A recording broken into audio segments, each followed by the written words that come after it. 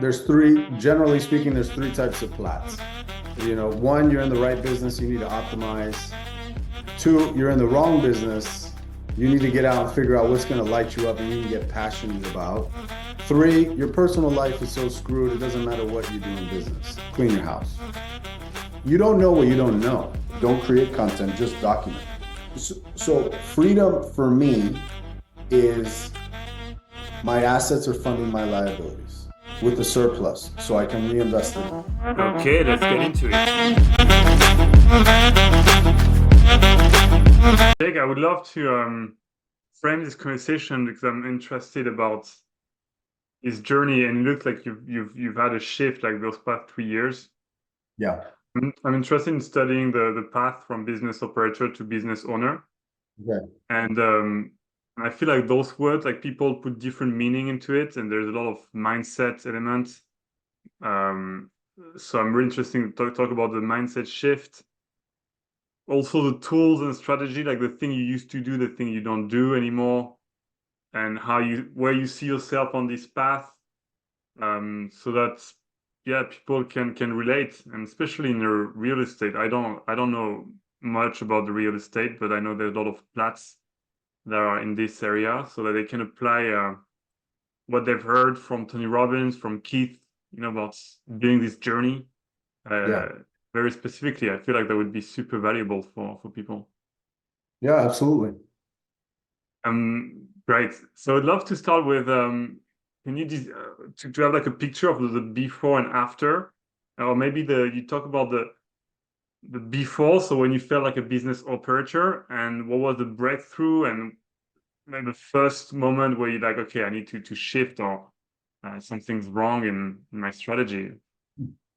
Well, I would say that generally speaking, there's three types of plats. One, you're in the right business, you need to optimize. Two, you're in the wrong business, you need to get out and figure out what's going to light you up and you can get passionate about. Three, your personal life is so screwed, it doesn't matter what you do in business. Clean your house.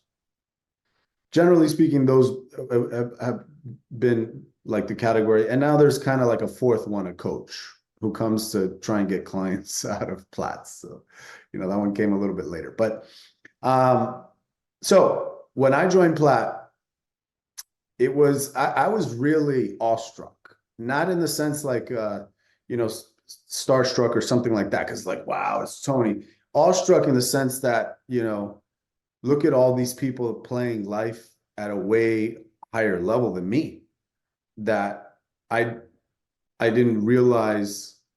You don't know what you don't know. You know what you can see, and the 5-10 feet in front of you in your little sphere of influence in your industry, which I was in the household relocation industry. And quite frankly, the way that some of these people do business in that industry is, I wouldn't consider like a real way to do business, or one that would align with my higher self. I would put it like that. So when I joined Plaid, I realized these people are not as stressed as I am.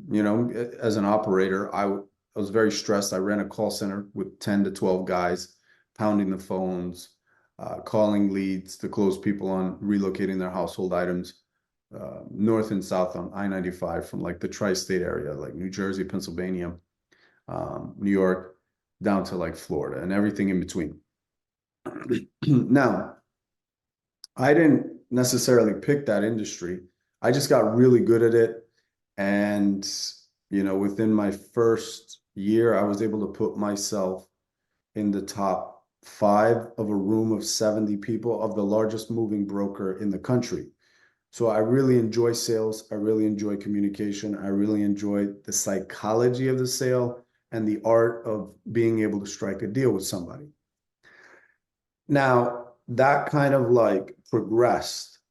I got really good at over the phone sales, but then I went from sales to manager. Now, a salesman is like always concentrated on my numbers, me beating the other top producer, Mm-hmm. and it's really just like me, my numbers. And and companies reward salespeople for having that mentality because that's what you want for them. You want them to be, nose to the grindstone, closing deals, not dealing with customer service issues, just closing deals. And that's what I had. But then when I went from, like, somebody pitched me an opportunity to manage their sales floor at a different operation, I took it. Sales to manager, I've got to take my faith that I put in myself and I have to put it in the collective. And in the collective, I have to make sure that I've provided them the tools, that I'm providing them the education and things that I myself have learned over time to be able to close these deals effectively. There was a little challenge there, obviously, because it's I have more faith in my ability than putting my faith in the ability of others. But you have to be able to just kind of deal with that initially and put forth like enough education to feel confident that what you're doing is actually serving the whole. And then there's the evolution of manager to business operator, and now taking on more roles. Now, what I didn't realize as I evolved from that operation where I was a manager into like business operator, I was essentially running the front end of somebody's business as a principal of the business, but I wasn't. I didn't own any equity, but I was making really good money. And we went from like a 1,200 square foot office to 3,000 to 14,000 square feet in a matter of 2 years. And I joined Platinum. No, I didn't join Platinum Partnership. I did Business Mastery before I joined Platinum Partnership. And Tony talks about proximity is power and all of these things. And I realized that if I don't make any changes, I will forever be running the front end of somebody's business. And while that's great to make good money, I realized, like, if I get injured, they're not going to cut me a check because I'm a nice guy. They're just not going to do it. So I went back after Business Mastery and I sat them down. It was a husband and wife team. And I said, look, I'm not saying us going from a 1,200 to a 3,000 to a 14,000 square foot warehouse was wholly attributed to me running the front end of your business, but I'm sure it helped because I'm opening the office, I'm closing the office, I'm hiring, I'm firing, I'm managing, I'm training, I'm TOing. So at this point, it no longer makes sense for me to continue on in this fashion without some sort of equity or being included on the upside. They're like, no, Jake, we don't want to do that. Take 24 hours, get back to them. So before I did that, I spoke with somebody else that I'd be happy to like move on and start working with in the capacity that I was shooting for. They had agreed. I came back. I told the other two, this is not going to work for me. You guys have a good day, whatever. I moved on and then just kind of progressed. Obviously, some of these transitions were not so smooth, but I was committed to the overarching objective of moving closer to business operator so I can get myself to business ownership. Now, in hindsight, I would say that there are easier ways to do it. If you are a relationship building person with a deep and wide network, you can find either businesses or real estate that you can raise money for and figure your way into the deal, right? Now, on the other side of that equation, on the real estate side of things, is my business partner who's a builder developer by trade. His network is not wide and it's not deep. He just has a very specified knowledge base. He's built 8 subdivisions. He's been part owner of 27 different mobile home parks. And he's really good at finding really good deals, really good real estate deals. Because if you buy land and it's zoned agricultural or R2, but you've already spoken with the planning commission and they're amenable to rezoning that parcel, the moment that those entitlements are finalized, you already increased the value of that property significantly. And every single one of the contracts that we now have, a clause in that contract is we will close contingent on the rezoning. So provided it's been rezoned and approved or gets the proper entitlements, then we close on the property. These are things that I would have never known prior, but I was on the money raising side. So I got to see all of that stuff. So I guess I can sum up what I'm getting to in you can leverage your resources and your skill sets if they're applied in a way that benefits somebody like my business partner, Neil. And now I get to learn exactly what he's doing, how he's doing it, which, this will benefit me for the rest of my life. Plus the networks, the contacts, and how to go about, setting up a meeting with the planning commission, being able to look at a parcel of land to see what it could potentially be zoned for, or what would benefit the city, because, we've gotten approved in 2 different counties, but we also have been denied in 5 other counties, at public hearings. The good thing is the way he has set it up, nobody lost any money, thankfully. But there's a way to structure things to get yourself out of like the grind mindset and into the the allocation of your resources mindset. Like, Okay, that's interesting. Allocation of your resource mix. because Okay, you're is thinking that like about a an investor, your time is an investment, your hmm, money is an investment, your network is a part of your resources. And if I bring somebody a deal, they put $100,000 up, and in 3 years, they make 350% returns on their money. That is not a standard return. And by no means is that readily available everywhere.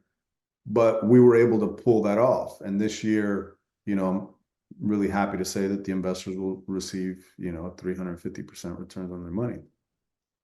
that's I love this idea of one shift that you made is so from the grind to allocation of your resources. And so then it's you no longer so now you're looking at okay, what are my resources? And how would you so in resources you put your time, you put your money, your skill.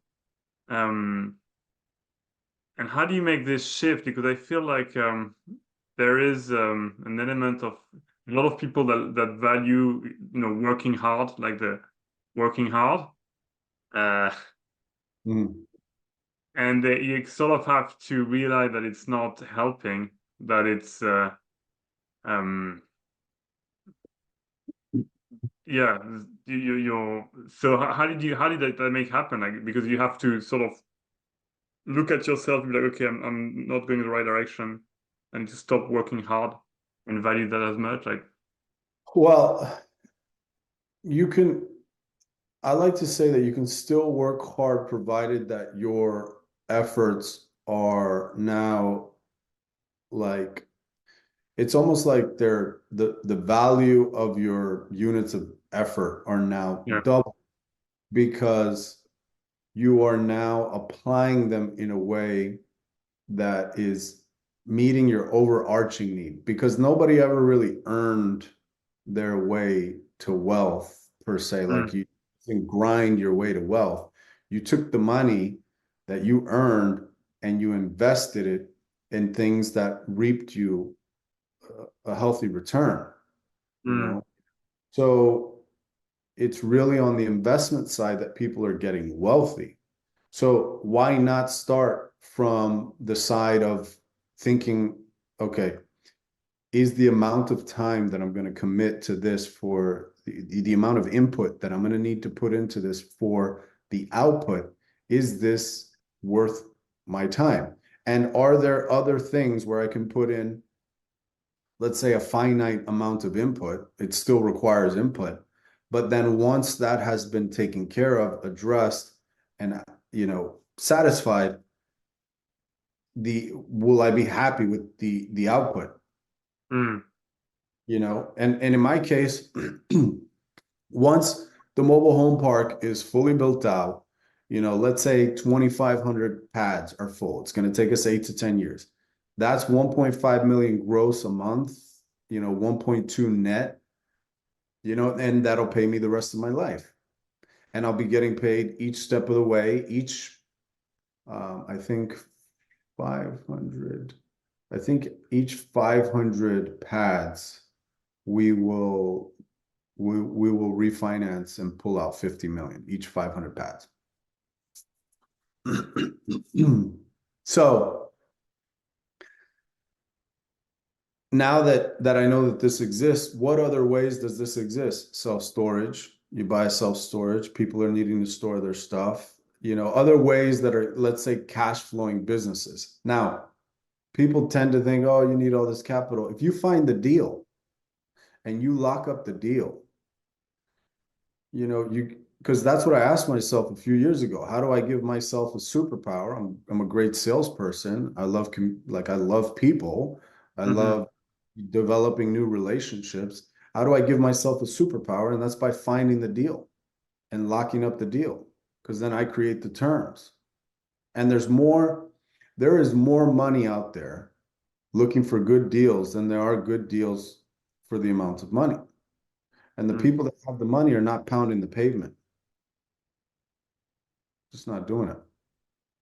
So it's really about finding the deal, having a good way to like underwrite the deal, like making sure like you have a team or yourself that picks the deal apart, from every which way, and then you frame the deal, and then you find the money. And in a lot of these investments, we've structured it where when the investor looks at the operating agreement, they're comfortable because us as the operator or manager of the investment, we're not taking any money until they get their money back. And your Mm. money is protected by the asset. You can't hurt dirt. Like it's like nobody's going to come. The crypto market's not going to crash, and then your investment goes to zero. Mm. And we're getting this land at such a significantly low price relative to the market that when the investor looks at the deal, first question, is my principal at risk? No. Okay. Second, what's the worst case scenario? Maybe sell this property for 2 times its value now. I'll give you an example. The first property we bought is 195 acres. We have the approval to build 71 of those acres are wetlands, so we have the approval to build 195 homes. We have to take it to pad ready, which is like roads, curbs, streets, gutters, fire hydrants, that stuff, which my business partner could do that with his eyes closed. Each one of those 195 pads will be bought for 72,500 from one of the largest builders in the country. We already have a ratified contract from them that's been signed by corporate. They're just waiting on us to get it through the pad ready part, and they're going to buy 74 pads, the first go, 50, 50, and then 71, I think. Something like that. And here we found our opportunity in the middle, 88-year-old guy who's not going to go to the planning commission, who's not going to get his property annexed, who's not going to speak to the builders. He sold his property to us for 1.8 million, and it turned out to be a $14 million deal. There was a lot of stuff that needed to happen in between me and my business partner. We've been able to kind of push the ball forward, and the opportunity was there. Now, I would I would say that these opportunities exist. You just got to know where to look. And right now, real estate, at least in the state of Florida, is a hot commodity. Mm. Now, Okay. if it wasn't Sorry. real estate, it would be businesses. Could be a car wash. It could be self-storage. I really like self-storage because once there's a finite amount of input, And it's even less if you're buying a self-storage. I wouldn't know what would go into building one, but you still got to look at it as a finite amount of input. And then when you get a manager to run it, it's going to run itself. Hmm.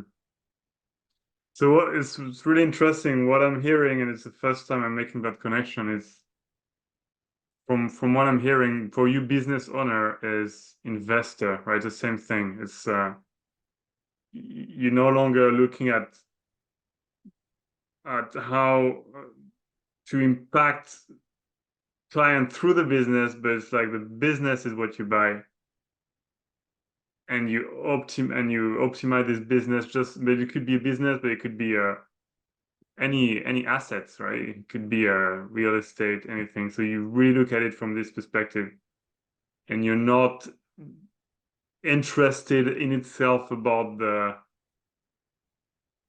what the business does, or like it's not it's secondary to the investment value. Or Well, one of my like goals is to hit my financial targets with the least amount of humans involved as possible hmm, because they're okay. variable, right? Like you got all these components. So mobile home park, we take care of the landscaping, we hire a company. We take care of the trash, we hire a company. Outside of that, they own their home. They pay us rent. If their toilet breaks at midnight, call a plumber. We don't own the property. You own it. So in terms from a maintenance standpoint, those components we can comfortably address because like we'll have a management company and they will deal with the landscaping and the trash people. They get paid their percentage. Fantastic. And then like self-storage, how many humans does it take to run that? Not a lot. But once you start getting in the weeds and having all of these different components, you have to count on humans. And look, I'm not anti-human. I'm a realist. We're moving into an era where people don't want to work anymore. Like people they genuinely do not want to work and especially not work hard. They want more money to work less. So I'd much rather not deal with that challenge, especially with the advent of AI and all of this other stuff. Sam Altman's talking about we're going to have $1 billion one-man company soon, which he's heavily biased, right? But the chances of that happening are a lot higher now with the advent of these technologies. It's who's going to be the one to do it, and how can you set up your company to run it like that? We're not far away from you having 5 different AI accounts. One is your CEO, and you've uploaded a pre-formatted code, like this code that goes not into the prompt, but there's code that can go into the backend, and now it operates from the place of a CEO. Now, I don't think we're there yet in terms of the human necessity. There is a human connection that's required, but a COO or a CMO, I think we're a lot closer where you can count on something that has been pre-formatted with, you know, maybe these strategies taken from these larger companies, and you can just Hmm. upload it in there and you have artificial intelligence that's working 24 hours a day, 7 days a week. But I don't need all of that to do what I'm doing in the mobile home park space because we've got a mobile home dealership. It's very easy. Customer comes in, we sell them a mobile home. We make our cut there, and then we rent the lot rent, $600 a month. And then we just keep doing that, rinse and repeat, rinse and repeat, rinse and repeat. And I like simple businesses. I like simple, simplicity is key for me. And Hmm. this is not a very difficult business to understand. It's a difficult business to get in because city and counties are not zoning new mobile home parks. There's between 45,000 and 50,000 mobile home parks in all of the United States. So, and none of the mobile home parks that we are that we're doing are like older mobile home parks, because mobile home parks do have the stigma of like trailer parks and all of this other stuff. But some of these newer manufactured homes are actually very nice.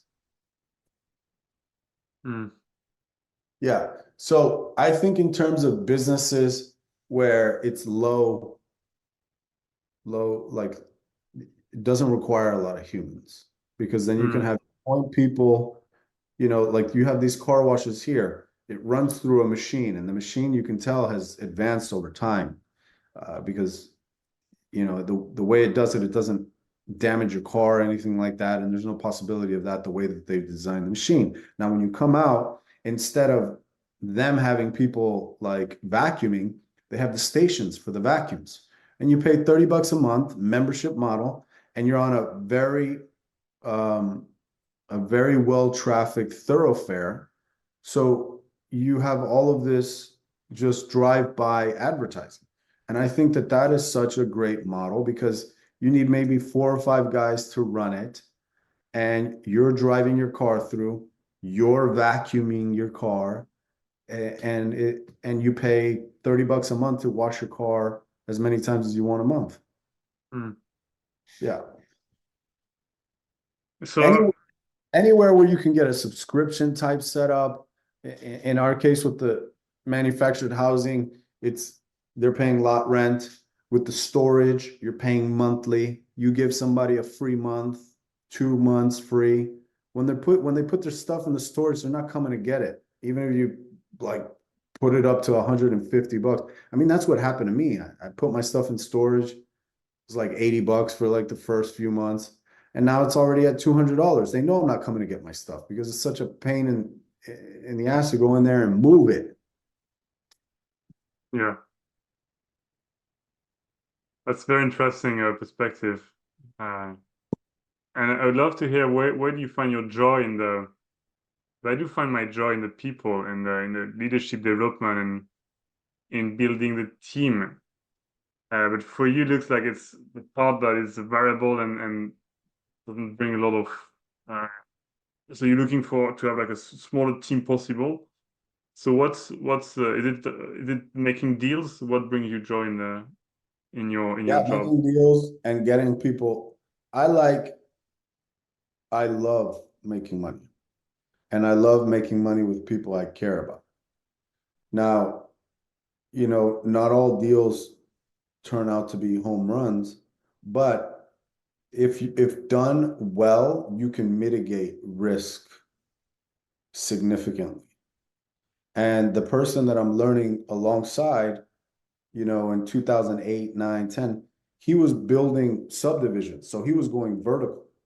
So he had more than one project going at a time, and his financing froze. And he lost $30 million worth of real estate. But he recorded to memory what his mistake was. And it really wasn't a mistake. You couldn't have forecasted the market doing what it did. It was just, it happened. Financing froze. The banks that he was getting his financing from went under, and he lost it all. So now his strategy is, we don't go vertical. Don't build vertical, because if the market moves against you, you're screwed. You don't want to be the one holding the bag. Secondly, we owe nothing on these properties. When we raise the money, we raise the land acquisition cost in there and everything, and we don't owe anything. Now, we will do seller carry. A seller carry just means that the seller is going to carry a portion of what they're selling the property for. And that's more strategic than anything, because then you can get them, maybe, let's say it's a 5-year balloon, and you come in 4 years and say, look, instead of the 800,000, I got, 700,000 cash right now. Are you Mm, willing to? So there's a little strategy in that. But what ways can you take your knowledge base and find somebody who's deficient in the area you're proficient, to put together a machine that can acquire deals, whether businesses or real estate. And along the way, you learn what they know. And if they're interested, they learn what you know. But the team is so strong that it's best that you operate in your lane and it's best that they operate in their lane. Like I respect Neil's lane. I'm learning everything he does, but I'm not going to say that I want to do what he does. I just want to understand it. Mm. And he doesn't want to do what I'm doing, so it just works. And there's enough people out there that have problems that you have solutions to. And they have the solutions to your problem. It's just finding that person. Mm. And I'll tell you what, if you do the work of finding the deal, the money, if you've got a deal that's worth it, the money will find you. And I'm not saying somebody's going to come knock on your door, but if you put it out there enough, people will find you. Like people, and then for me, I'm 3 years in. I've raised a little over $18 million. This is all real estate. Every single one of these properties we bought significantly under market value. And a lot of people are like, well, how's that possible? Like, these are just like Neil will watch these deals for a year, 2 years, just to kind of like keep his eye on them and figure out, do as much digging as possible on the property. And for instance, like one of the properties we bought up here, 640 acres, 15 minutes from the ocean, 6 minutes from an international airport. We got it for 1.8 million. That's a lot of acreage to be so close to a very well populated city. And there were two other buyers that were going to buy that property, but they were looking to develop residential single family homes. If they were going to do that, they'd have to backfill the property because there's like 200 acres of wetlands. So if they had to bring in dirt and all that other stuff, it just made cost prohibitive, and they backed out of the deal. Two people did that. So it was initially listed at 2.3. They reduced it to 1.8, and that's when we basically put it under contract and took it through the process. But nobody looked at it for mobile homes. Mobile homes sit on cinder blocks, which are 3 feet off the ground. So we don't have to meet that same requirement of having to backfill the property. So Mm. these are things. And look, I would say God was involved. A little bit of luck, a little bit of strategy, a little bit of God.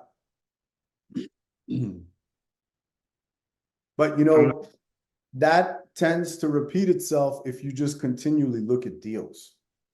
You continually and then not only that, I've grown my social media platform. Last year I had 1,000 followers on Instagram. Now I have 12,000, but I'm consistently putting out content. Why do I do that? Because about 400,000, 500,000 of the money that I've raised have come off people in social media that I've never really met in real life, which was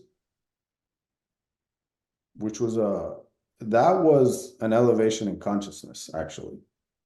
When you go to Tony and you learn the stuff, and then you're traveling and you meet people and you see how people walk, how they talk, how they think, how they interpret the world. You can have what I call like an elevation in consciousness, seeing that there is a smarter or more intelligent way to do what you want to do. And then when you understand that, then you come back to your real world, your life, and you recalibrate self-concept, because so your consciousness is expanded, but then you also have to believe it's possible for you. And that's also a big part of a lot of this. If I didn't believe it was possible, these things wouldn't be available. If I feel like I was worthy, and then I would be self-sabotaging myself, right? So there is that part. Most people in the Tony world have done the healing and the self-development work to kind of get them to a place where that's no longer a challenge. But you can't really win in life if you're losing in your mind. Mm.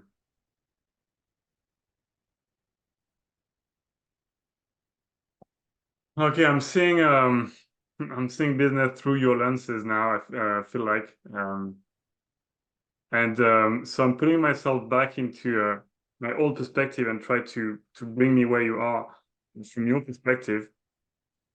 But basically, a lot of business owners are, they build the business from the ground up, from zero to a few million. They have a team and they want to build a culture and they want to, get to the next level and elevate their business even more. So they have to step out of the business operator role so that they can become more like more of an artist. And the perspective, so was my model sort of before of, okay, you have to step out and inspire the team. But here, from your perspective, it's even stepping out to the level where you see the business as an asset, as an investment, where 100% of your capital is stuck on, and detach yourself to the point where you see your business as an asset, and then decide about, okay, when are you gonna sell this asset? So what's your exit strategy, or what do you do to optimize these assets? Is this how you see businesses now? Or? Well, look, I've come to a place where it makes no sense to start a business because why would I go through the first 2 years of brain damage where most businesses don't even make it, where I can buy a business that's been around for 4 years where somebody else put in that first 2 years of brain damage and they're tired and all of this other stuff that comes with running a business. I'm not the artist in the sense that I feel like my widget or my business is going to change the world in some unique fashion. I'm more on the side of this is a pure cash flow play, and I want to see how much cash flow I can acquire. I'm buying cash flow, so the business is spurning off enough cash flow for this to make sense for me to acquire and add it to my portfolio, or it's not. I mean, I've started on the real estate side, but I understand that this is possible on the business side as well. I'm Mm, very interested in that conversation as well because it's whether it's real estate that we're buying from an 88-year-old man that's held it for 40 years, or it's a business of an 80-year-old man who's tired and wants to get out and couldn't put forth the effort to actually optimize the business and do much more than he has at this point. There are enough of those situations, whether businesses or real estate, that it's an interesting conversation. I love that conversation because here it is. You have youth on your side. You have the strategy to be able to optimize it and then turn around and sell it. But I don't look at a business in terms of wanting to start a business because of all of the things that comes with the beginning part. You are essentially, because freedom is actually one of my core values, just like most entrepreneurs. But Tony says, just like he says, it's like you started a business because you wanted freedom, and then you realize you were shackled to the business because your mhm. man won't show up. Guess who has to show up? You do, because you own it. But if you're a business owner and you have an operator in place, Tony doesn't have to show up for the more than 100 companies that he owns because he no longer thinks like an operator. He thinks like a business owner. His ownership stake doesn't require him to play a part in the day-to-day operations. He can't be, the Tony Robbins for all those companies and be in the day-to-day. He can have an advisory role, and that is something entirely different. So when you start thinking on this side is like, how can my skills, the things that I've built over time act as um, act as a tool for the business to implement, and you have the people that have the right mindset to implement them, that are employed by the company, And instead of you working in the business, you're working on the business and managing by the mathematics. Because Wow. that's the What a that's shift. the thing. Yeah. The business operator is working in the business owner is working on the business, but you have to understand your KPIs. You have to look at the numbers, the metrics that would allow you to know that each position is getting maximum output. And once you have that defined and you have SOPs for each main position, marketing, sales, operations, then that position, although it's very important, is expendable just like any other position. But now you have the SOP, so everything can just run, quality systems, quality people. Mm. Yeah. It's so it's funny because I didn't expect to I didn't expect to get that from this conversation. It opened my mind in a way I was not expecting. Um, and it's quite interesting, and I'm still sort of processing. So I want to share my limiting belief because initially, so my passion was to help build leadership teams, so very much into building the team and into the coaching, so working inside a business for the client who's a business owner to help them extract. And now what I'm hearing is like putting the mirror back to me and be like, what about me? Like, is this the best way I can allocate my resources, as in my time, my skill set, and my money? And so now I'm looking back at that. I'm asking myself the question, and it sounds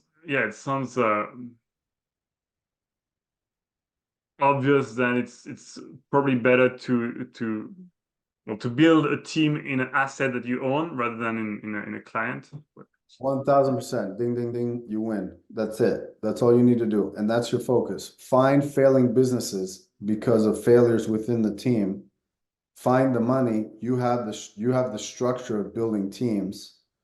You negotiate equity because your what you have built and your skill set you apply to bringing that, firing their team and rehiring, but it's an asset you own that you can create a model where you're turning around and exiting that business in 3 to 5 years. And it's using your skills instead of for other people, you're using it for yourself. And you're repairing broken businesses that you now own. So you acquire them because they're failing due to leadership. Find leadership challenges within business where people just can't get the turnaround. Acquire them at a discount. Turn them around with your leadership skills. There will obviously, in most cases, probably be some other challenges, but just take the time to write down the challenges that you and whoever else that you do this with has the ability to turn around. I mean, yours is a very big skill set when it comes to a business that needs help. But if you can find the company that's having that problem, the owner is so fed up because they can't fix it, acquire that business at a discount or negotiate some sort of earnout or leverage buyout where you're not putting any of your own capital or a small amount of your own capital, and where you turn the business around, you can actually acquire the business without having to put up your own capital, but pitching the business owner that you're going to come in and turn it around, that he has to give you full reign of the team or something. So you could put together like a deck of your work and how you've done it, and then you find you might not even need an investor on the capital side. You might be able to pitch the owner on some sort of leverage buyout or earnout or these strategies that don't require you to come out of your own pocket. Hmm. You just got to identify who your avatar is. And this is a you're in a winning position with this process because there are more, especially here in the United States, more tired baby boomers with businesses that they're either just gonna let go or or lose. So you have more of these businesses that will end up, just failing due to people just wanting to get out. So, in terms of the strategy, you have people like Cody Sanchez. She's great. You have Roland Frazier, Carl Allen. These people teach the strategies on leverage buyouts, the earnouts, and stuff like that. You can buy one of their courses and they can teach you how to do that.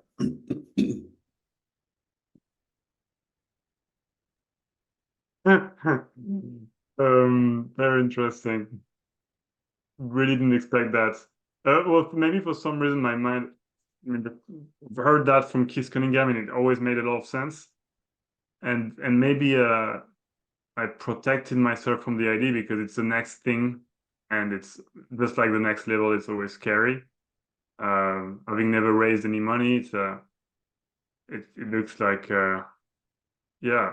So in your case, to get into real estate and your journey has been very fast. I mean, 3 years is quite impressive from being a business operator in someone else's business to raising 18 million. So your strategy was to partner with someone that already had the knowledge in the real estate. Yeah, so I got a phone call April 2021, said, Jake, you want to be in this deal? You got to raise $1.1 million. That was, I mean, there was a lot more to that call, but to sum it up, that's basically what the call was. Okay. I trusted him, but I also verify, right? Like trust, but verify. How I went about doing that is I was like thinking, who else is in my network that is a builder developer that I can get them on the phone call with Neil, my business partner. He wasn't my business partner then. And I can hear them pitch and catch to see what kind of deal I have. And when that phone call took place and I heard it, like I realized how good a deal we had. So at that point, it was very easy for me to frame the deal, like put it in a deck, and then find the money. So what has helped me greatly from my sales background is volume. For me, in the world of sales, the best answer is yes. The next best answer is no, because then I just move on. But even with a no in sales, I will press. I will press and I will do it assertively with maybe finesse. I'm not the hard closer like Grant Cardone. That's not my style. But in investments, I'll take no as a no because, we're talking about hundreds of thousands of dollars. If I provide you the deal and you weigh it against your investment thesis, I'm not going to change your investment thesis. So the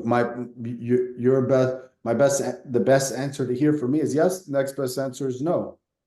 And then I just move on. I had to show that first deal to over 100 people. But I'm not fazed by the numbers. It's just a matter of how quickly I can get it in front of as many people that invest in this asset class. And like in terms of resourcefulness, I mean, if you were to think Jake and what like top 5 characteristics of Jake, resourcefulness is definitely up there in the top 3. Yeah. And then, this is also why I started building my social media platform, because the more people know about you, and Instagram is just like like people just go there to find out about people. And there's enough there to build trust in people. People will have, and it's not like I'm doing anything other than just documenting my life and my journey, right? Don't create content, just document. And in doing that, you can find people that want to do what you do and want to be in your deal and say, hey, look, I do this. This can add, or I have this company. I've had plenty of people send me mobile home park deals. Most of them were not good, but they're sending them now because they see my content. And that's exactly what I want.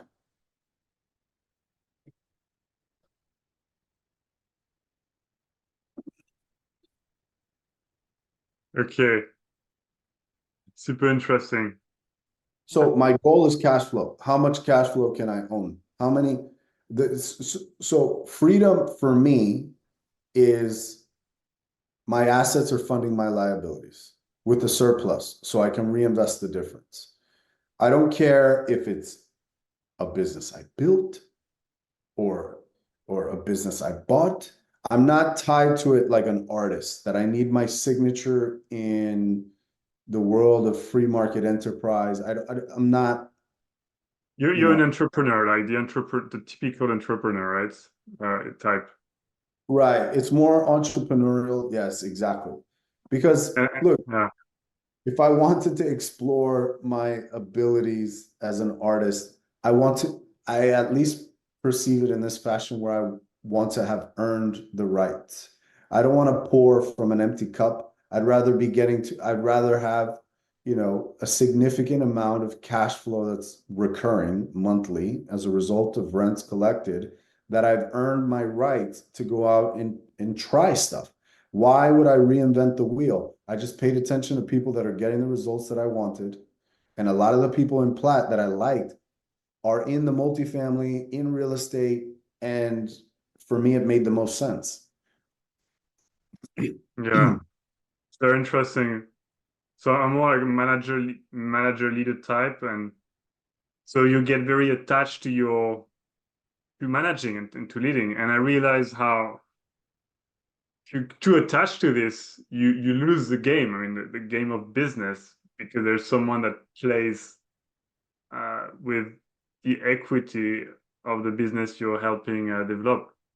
Yeah. Um, Because you're working in the business, they're working on the business. yeah, Yeah. love this. Jake, thank you so much. I'm just looking at the time. My pleasure. It was a great call. I Well, expect thank you. you've bought several businesses. Well, the first time I buy a business, for sure, I'll remember this call. Thank you so much, Jake. I see you in another call in a mastermind. Okay, take care. Have a great day. Bye bye.